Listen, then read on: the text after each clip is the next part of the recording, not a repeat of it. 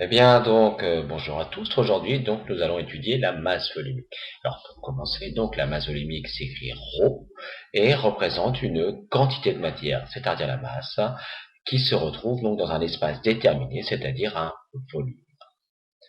Pour calculer la masse volumique, donc, nous allons utiliser la formule qui va s'afficher à l'écran, à savoir ρ, donc, est égal à la masse qui s'écrira en grammes, donc divisé par un volume en millilitres, essentiellement pour les liquides. Nous aurons donc une masse volumique en grammes par millilitre. Pour les solides, il y a une légère différence. On exprimera le volume en centimètres cubes, donc toujours une masse en grammes divisé par un volume en centimètres cubes, ce qui donne une masse volumique en grammes par centimètre cube.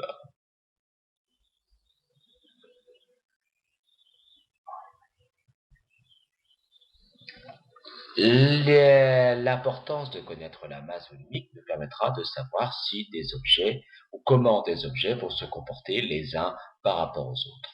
Dans l'exemple qui s'affiche à l'écran, donc notamment avec l'éprouvette remplie d'un ensemble de substances colorées, eh bien les liquides qui ont la masse volumique la plus importante se trouvent au bas de l'éprouvette. Ici, donc, un sirop extrêmement sucré qui a une masse volumique de 1,5 g par millilitre.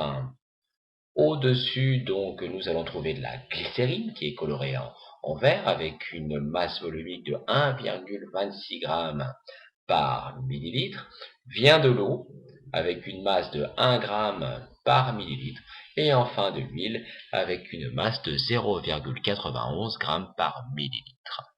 Le fait de savoir et de connaître la masse volumique pour un solide nous permettra, donc, en les comparant avec d'autres, de calculer notamment la densité et permet de savoir si ça flotte ou si ça coule. Donc, plus la valeur de la masse volumique est élevée, eh bien, plus elle contient de matière dans un espace défini.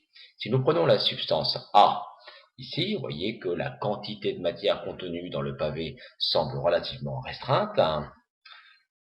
Par contre, nous allons voir apparaître à l'écran une substance B qui, elle, aura une masse volumique, en tout cas une masse plus importante.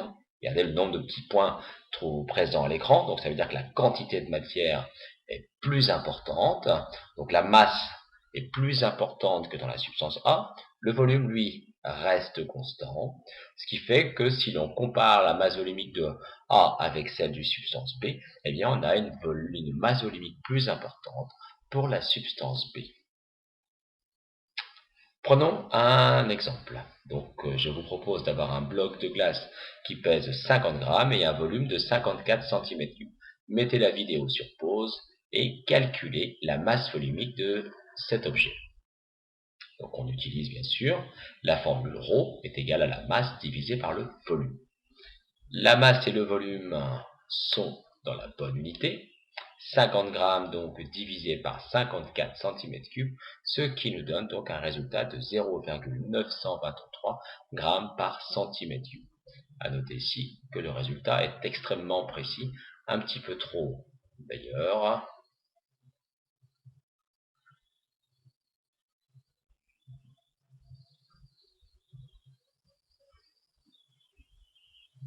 Il serait plus judicieux de prendre un résultat de 0,92 grammes par cm3. Il est également possible de déterminer la masse ou le volume d'une substance connaissant sa masse volumique. Mettez également la vidéo sur pause et je vous demande ici donc où je vous propose de déterminer la masse d'un volume de 15 ml, sachant que la masse volumique est de 1,26 g par millilitre. Nous utilisons donc toujours la relation ρ est égale à m divisé par v, donc la masse par le volume.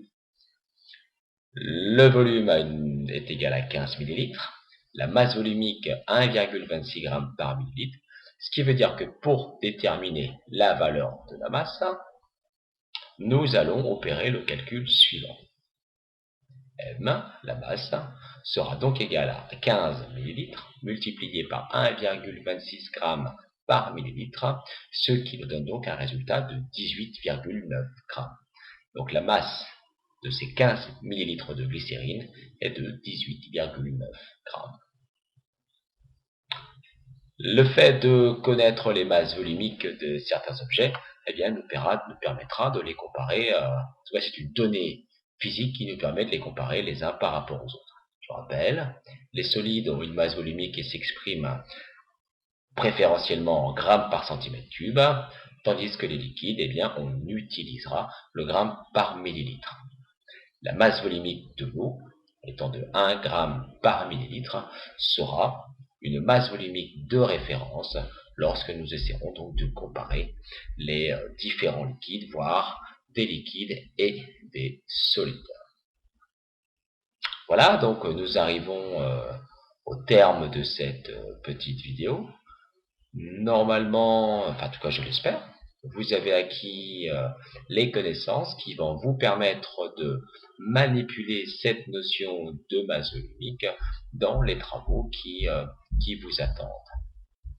Donc n'hésitez pas à me contacter si vous avez besoin de davantage d'informations. Voilà, au revoir et rendez-vous dans la prochaine vidéo.